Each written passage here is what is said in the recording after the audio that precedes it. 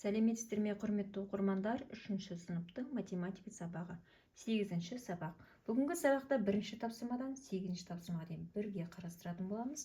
Құрметті оқырмандар, каналға тіркелуді ұмытпаңыздар, лайк басыңыздар. Сабақтың тақырыбы көп таңбалы сандардың моделі, сандар тізбегі, жануарлар әлемі. Көп таңбалы сандарды оқуды, жазуды және салыстыруды үйренесің. Кестедегі сандарды оқы дейді. Бірінші сан 5000, 45000, 345000, 300000, 205000, 670000. Разрядтағы цифрлар берілген санды алу үшін қанша бірлік, ондық, жүздік, мыңдық, 10 мыңдық, 100 мыңдықтарды қосу керектігін көрсетеді. Разрядты қосылғыштардың қосындысы, яғни 371 мыңды разрядты қосылғышқа жіктейтін болсақ, 300 мың қосу 70 мың қосу 1000 деп жазатын боламыз. Бұл үлгі разрядты қосылғыштарға жіктеу.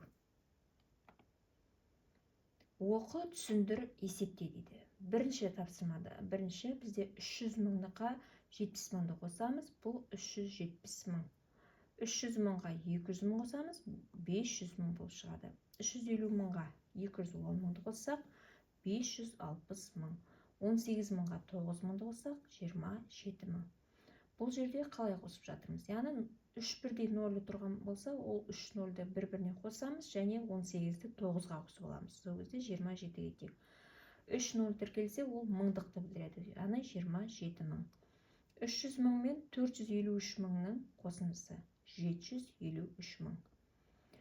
Келесі 600 мыңға 95 мың және 200-ді қосқан кезде 695 мың 200 шығады. 450 мыңға 20 мың және оған 5 мыңды қосқанда 475 мың шыға келді. 15 мыңға 4 мыңды және 300 оған 5-ті қосқан кезде 19 мың 305 шықты. 800 мыңға 10 мыңды қосамыз және оған 400-ді қоссақ, 810 мың 400 шықты.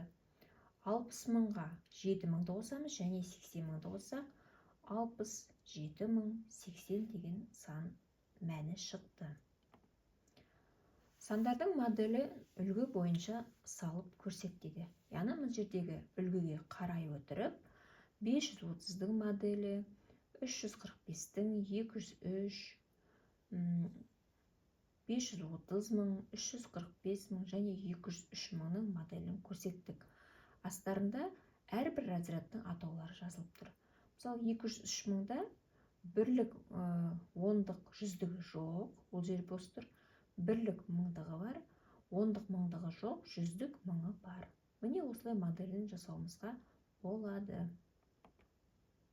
4-ші тапсырма, салыстыр, тура теңдікті дәптеріне жаз дейді. 52 мың артық 5200-ден, 32 мың тең 32 мыңға, 302 мың артық 300 мыңнан. Ендеше тура теңдік бұл жерде 32 мың тең 32 мың дегенде дәптерімізге жазып аламыз. Сандарды разрядты қосылғыштарға жікте. 470 мыңды жіктеу үшін біздер 400 мың мен 70 мыңның қосындысы деп алатын боламыз. 953 мыңды жіктеу үшін 900 мың қосу 50 мың қосу 3 мың деп разрядты қосылғыштарға жіктей аламыз. Мәтінді оқы, санды деректерді пайдаланып теңсіздіктер құрастыр. Солтүстік Қазақстанның орманды даласында бұғы, елек, аққояндар кездеседі.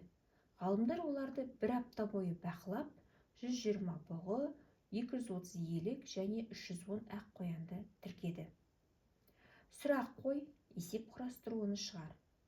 Ендеше осы мәліметке ғалымдар барлығы қанша жануарды тіркеді деп сұрақ қояйық. Сол кезде барлығын табамыз.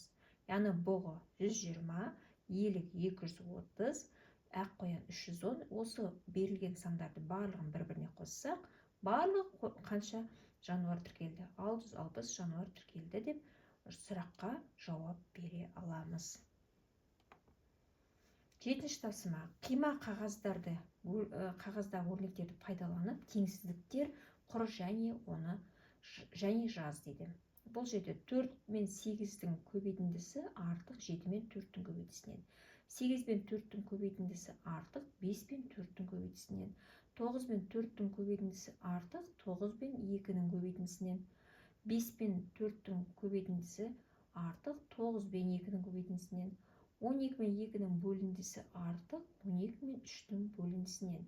5 мен 4-дің көбейтіндісі артық 18 мен 9-ның бөліндісінен деп теңсіздіктер құрастырдық.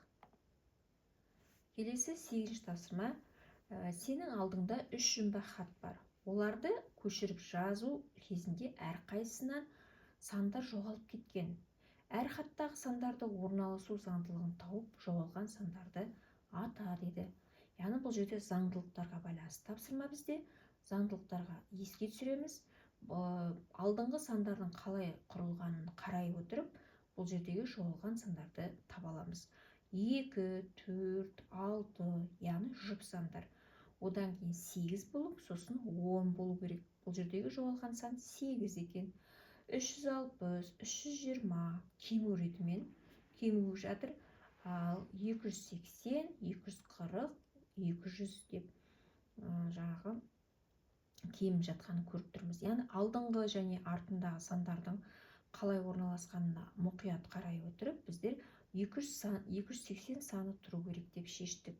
Әрбір жаңағы аттағанда 40 санға кем отырып аттап отыр екен. 360, яғни 320. 360 пен 320-ның айырмасы 40-қа тең. 320-дан 40-ты азайтамыз, 280. 280-ден 40-ты азайтамыз, 240. 240-дан 40-ты азайтамыз, 200. Яғни 40 санын азайтып отыр екен. Ал енді мына жерде артындағы сандарға қарай отырып, 222, 333, 444. Яғни үшеуі де бірдей цифрдан құрастырылғандықтан бұл жерде жоғалған сан 111 деп шештік. Міне осылай заңдылықты мұқият қарай отырып тауып алуымызға болады екен. Яғни алдындағы санның қалай жасалғанын және артындағы сандардың қалай жасалғандығын қарай отырып, біздер заңдылықтарды тауып алатын боламыз. Бүгінгі сабақта сандар моделі туралы айттық. Сандардың жаңа разрядты қосылыштарға жіктеу туралы тапсырмалар орындадық. Сіздерге каналда тапсырмаларды бірге орындау түсінікті әрі ұнайтын болса, каналға тіркелуді ұмытпаңыздар. Келесі сабақта кездескенше сау болыңыздар.